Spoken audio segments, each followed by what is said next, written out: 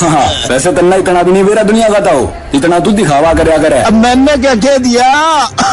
अरे तू कुछ कहे, इससे पहले तेरी खांसी कह देवे है। अक 2 हफ्ते तक ज्यादा खांसी, बलगम में खून आना, लगातार बुखार आना, भूख और वजन का कम होना, ये टीबी के लक्षण है। अच्छा, अब क्या करूं भाई? अपने नजदीकी सरकारी स्वास्थ्य केंद्र पर जाके अपनी टीबी की मुफ्त जांच करवा ले। और यदि टीबी आता है तो हर रोज टीबी की मुफ्त दवाई खाना, साथ ही साथ हर महीने 1000 रुपए पोषक आहार के लिए उपचार के दौरान सीधे अपने बैंक खाते में पाना। इस मदद के लिए बस टीबी के मरीज को अपना आधार नंबर और बैंक खाता सरकारी स्वास्थ्य केंद्र पर लिंक करवाना होता है। ये तूने बढ़िया बात बता दी भाई। एक बात और सुनता हूँ, इतनी जल्दी ना करे। ये सरकारी सुविधाएं प्राइवेट डॉक्टर्स के पास इलाज करवा रहे टीबी के मरीजों के लिए भी मुफ्त उपलब्ध हैं। और अधिक जानकारी के लिए टोल फ्री नंबर 1800-11-6666 डायल कर लिए। आइए मिलकर टीबी को हराएं। टीबी हारेगा, देश जीतेगा। राष्ट्रीय स्वास्थ्य मिशन, स्वास्थ्य विभाग हरियाणा द्वारा जनहित में जारी।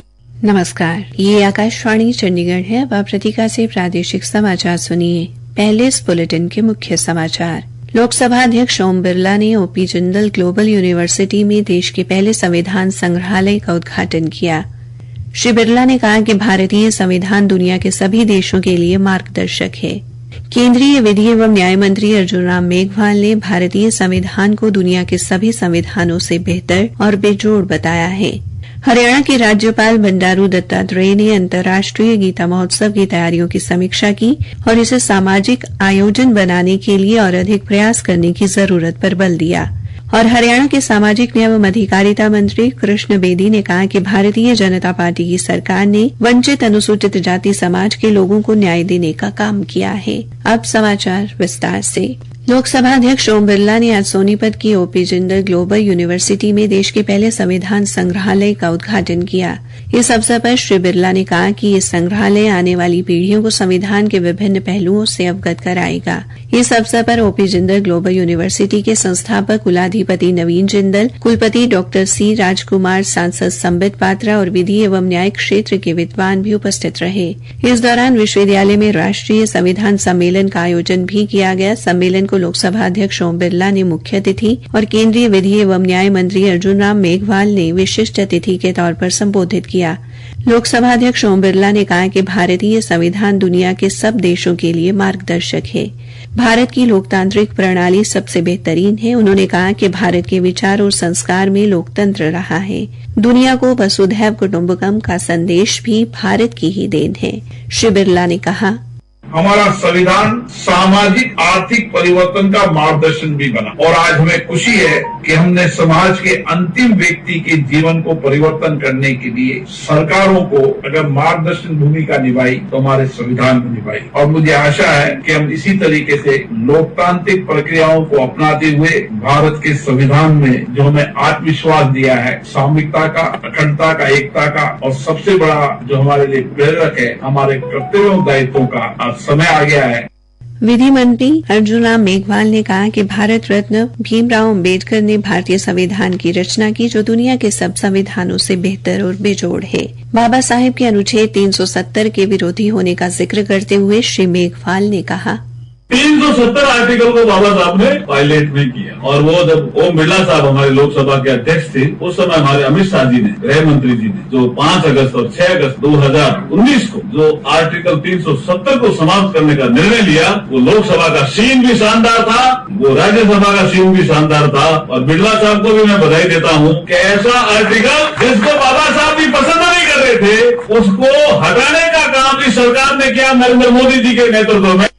उन्होंने कहा कि संविधान से भारतवासियों को समानता, समता और स्वतंत्रता मिली है। भारत का संविधान सबको एकता के सूत्र में बांधता है। हरियाणा के राज्यपाल बंडारू दत्तात्रेय ने आज राजभवन में 28 नवंबर से 15 दिसंबर तक कुरुक्षेत्र में आयोजित होने वाले अंतर्राष्ट्रीय गीता महोत्सव की तैयारियों के संबंध में समीक्षा बैठक की अध्यक्षता की। बैठक में मुख्यमंत्री नायब सिंह भी उपस्थित रहे।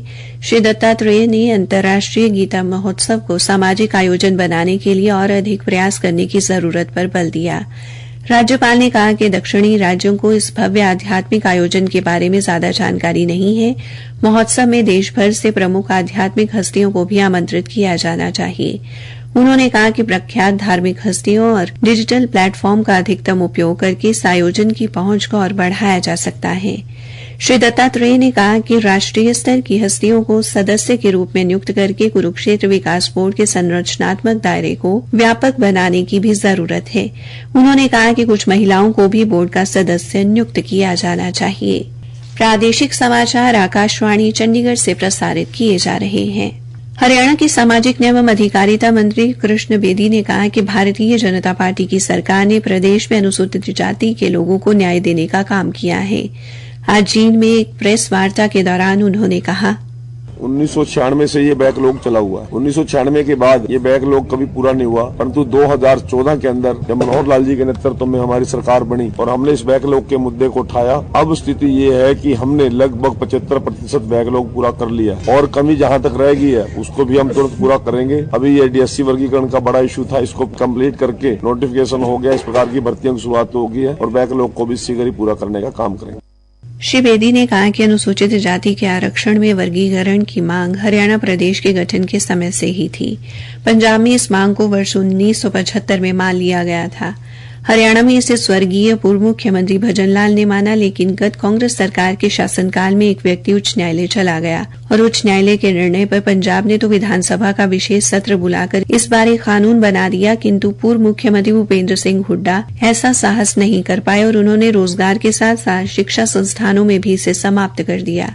उन्होंने कहा कि अब उच्चतम न्यायालय ने इस पर ऐतिहासिक निर्णय दिया है, जिसे मुख्यमंत्री नायब सिंह ने लागू कर वंचित अनुसूचित जाति समाज को न्याय देने का काम किया है।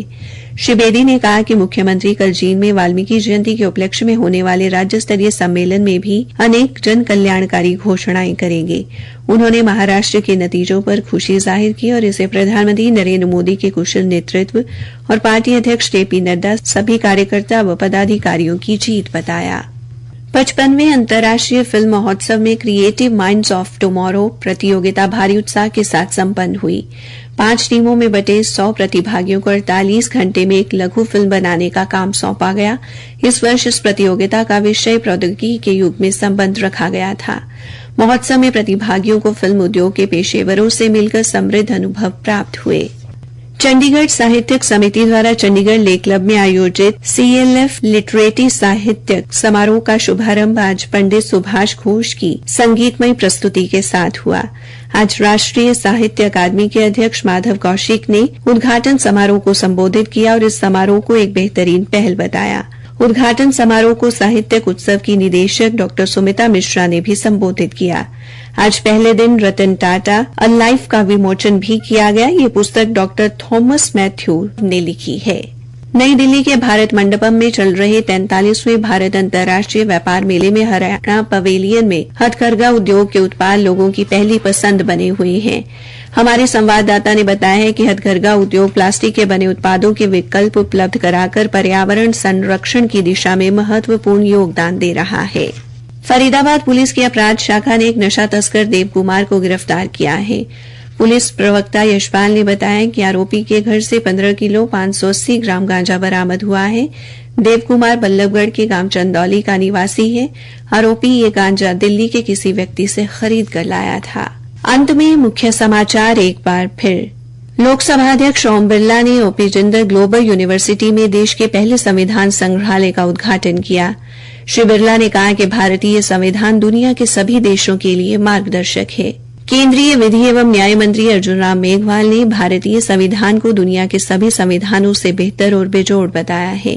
हरियाणा के राज्यपाल बंडारू दत्तात्रेय ने अंतर्राष्ट्रीय गीता महोत्सव की तैयारियों की समीक्षा की और इसे सामाजिक आयोजन बनाने के लिए और अधिक प्रयास करने की जरूरत पर बल दिया। इसी के साथ ये समाचार बुलेटिन समाप्त हुआ।